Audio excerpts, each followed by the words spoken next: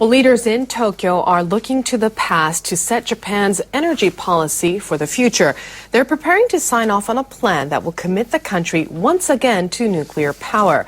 The move marks a major turnaround from a promise by their predecessors to create a nuclear-free society. NHK World's Mayu Yoshida has the story. Officials at the Industry Ministry review the Basic Energy Plan every 3 years. The document sets the guideline for Japan's mid to long-term energy policy. The officials published a draft of the latest plan earlier this month. The government is likely to finalize it in January. The draft describes oil and liquefied natural gas as important power sources, but it also says nuclear power would belong to a fundamental category of energy known as the baseload. The plan says renewable energy is promising, but not cost-efficient. It pledges to decrease Japan's reliance on nuclear power, but it also praises the energy source for being cost-efficient, stable, and helping to cut carbon emissions. The draft advocates restarting nuclear reactors as long as they meet strict safety standards. The government will restart reactors after making sure they're safe. The Basic Energy Plan reflects Prime Minister Shinzo Abe's resolve to ditch a promise made by the previous administration. That government, led by the Democratic Party of Japan, vowed to end the country's reliance on nuclear power by the 2030s. It made the decision in the wake of the 2011 disaster at the Fukushima Daiichi nuclear power plant. Meltdowns at 3 reactors prompted a national debate about energy in resource-poor Japan. All 50 reactors across the country went offline. The government at the time said it will limit the lifespan of all nuclear reactors to 40 years. And it said Japan would have no new plants. Business leaders opposed the decision. They said Japan's economy will struggle without a cheap and stable energy source. We need to ensure the safety of reactors as quickly as possible and accelerate the return to nuclear power.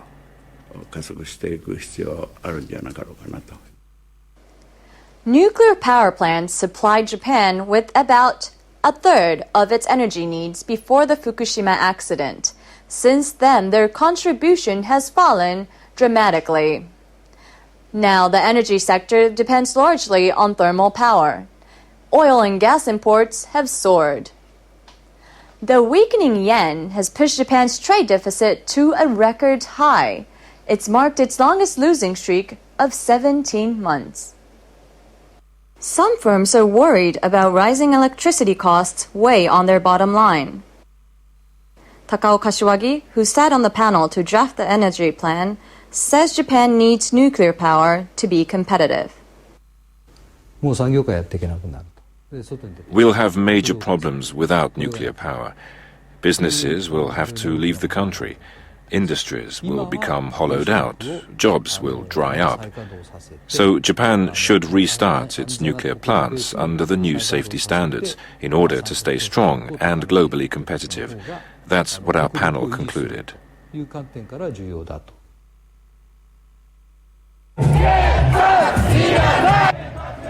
But the Japanese public remains wary. The latest NHK poll shows that nearly half of the respondents oppose restarting nuclear power plants. Some experts say the plan does not count the cost of using cutting-edge technology to improve safety at plants or of decommissioning them. The new plan is based on a one-sided estimate of the cost of nuclear energy. It only looks at fuel prices. It doesn't show if it's really economical to maintain nuclear power plants either. People can't make informed judgments with data like that. The political process of adopting this plan has been completely unsatisfactory. I don't think the plan is a true reflection of public opinion. Fukushima is still fresh in the minds of Japanese people. Problems at the plant are likely to have an impact for years to come. But Prime Minister Abe and his cabinet say They're taking all necessary precautions. They plan to press on and make nuclear energy a pillar of Japan's economic growth as it charts a path to recovery.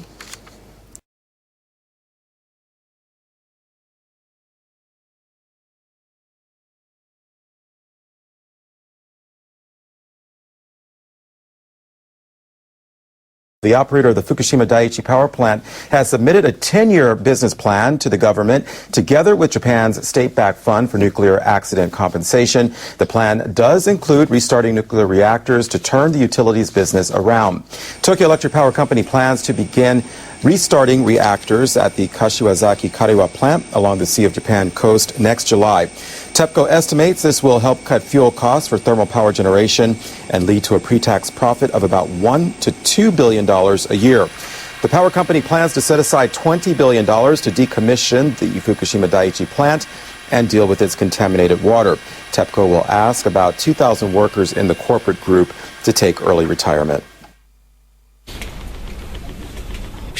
We think it's our top priority to take full responsibility for the Fukushima accident. Hirose said the company will keep itself lean and seek profitability. Resuming the operation of the Kashiwazaki Kariwa reactors will remain key to the plan. But these reactors can be restarted only after government safety inspections and approval by local authorities. There's still a possibility that the reactors may not go back online. A Japanese power company wants to restart a nuclear reactor damaged by the 2011 earthquake and tsunami. Tohoku Electric has applied for a government safety screening of the reactor at its Onagawa plant in northeastern Japan. A fire broke out at the plant when the quake hit. The tsunami damaged some of the plant's emergency generators. The utility is building seawalls 29 meters high to protect the plant from future tsunamis. It also plans to install a filtered vent by March 2016. Plant officials would use the vent in an emergency to release pressure in a reactor containment vessel. The vent would also limit radioactive emissions. We want to prove that our safety measures meet the new standards set by the Nuclear Regulation Authority. Actually, we're doing more than that. We want local people to know that. We want to dispel their anxiety about the safety of the plant. Utilities have submitted safety screening applications for 8 other plants since July. Those plants were not damaged by the quake and tsunami. All reactors in Japan are now offline.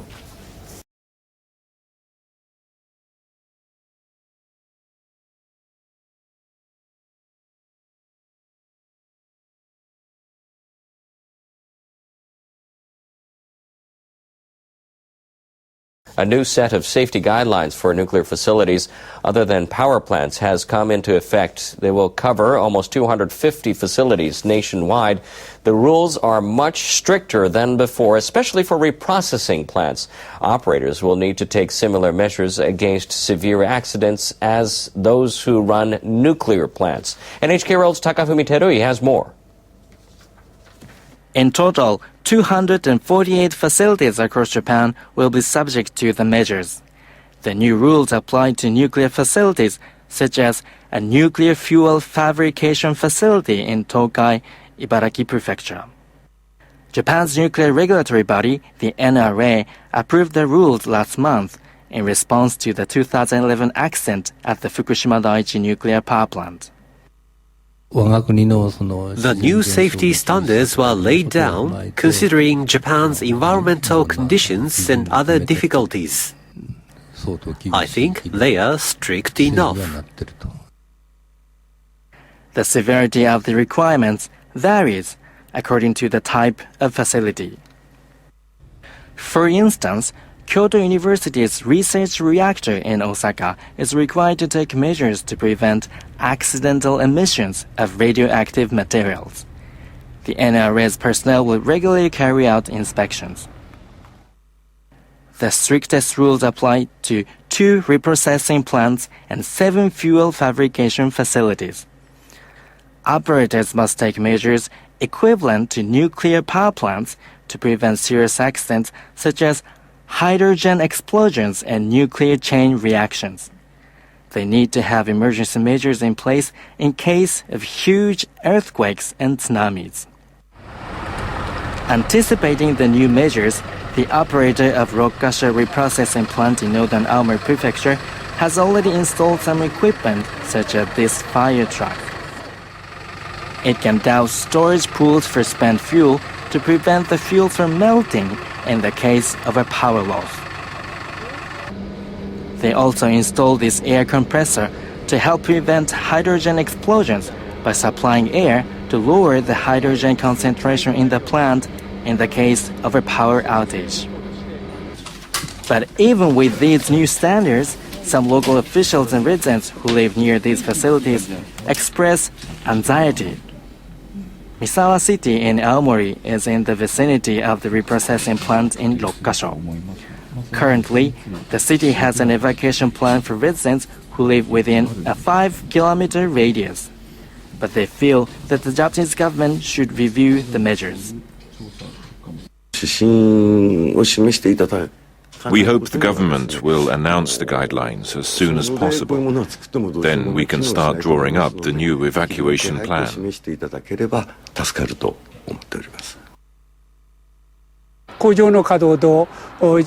I think evacuation plans for residents should be strengthened along with the preparations for starting the plant.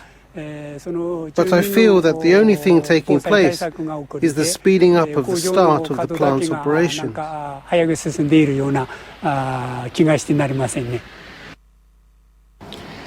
The accident at Fukushima Daiichi shook the nation. Even with the new, stricter regulations, the anxieties of people living close to nuclear-related facilities have not been entirely quelled, and more steps need to be taken. Takafumi Terui, NHK World, Tokyo. Japan's meteorological agency says there were more than 2,300 noticeable earthquakes in Japan this year. That's lower than last year's tally, but still higher than the annual average before the March 2011 quake. Agency officials say they categorized 2,366 tremors as noticeable earthquakes by December 29th this year. That's down from over 3,000 last year and from more than 10,000 in 2011. In April, a magnitude 6.3 quake shook Awaji Island in Hyogo Prefecture. That was for the first time in 2 years that they observed an intensity of 6- on the Japanese seismic scale of 0 to 7. And in October, a magnitude 7.1 quake off Fukushima Prefecture prompted officials to issue a tsunami advisory. Meteorological agency officials say the March 2011 earthquake is still producing aftershocks. They're urging people to be prepared for a major quake. The people at the agency have also added up the number of typhoons and tropical storms. They say there were 31 over the past year. The officials say 14 of the storms affected Japan. 9 of those approached or hit in autumn. That equals the seasonal record set in 1966. Severe tropical storm Mani hit western Japan in September and caused serious damage. The next month, a typhoon Wipa triggered landslides on an island south of Tokyo. 36 people died. Agency experts said high pressure over the Pacific Ocean and unusually weak westerly winds drove the storms toward Japan. Japanese government officials say they plan to revise their policy for disposing of nuclear waste. They want to play a more active role in selecting disposal sites. The officials plan to store highly radioactive waste from nuclear plants deep underground. They're drawing on a law that came into effect in the year 2000. They've been asking their local counterpart to suggest possible sites. But local officials have not offered up any locations. Experts have made some suggestions, and industry ministry officials say earlier this year they'll start acting on those proposals. Government officials plan to draw up a list of sites that are deemed scientifically suitable. Then they'll ask local authorities to agree to the projects. It will take time for the government to regain public trust and support for the use of nuclear power. The government should listen closely to people's opinions and change the policy if necessary. Some experts are concerned that proceeding with the new policy in a haphazard way could cause doubts among the public and make the issue harder to resolve.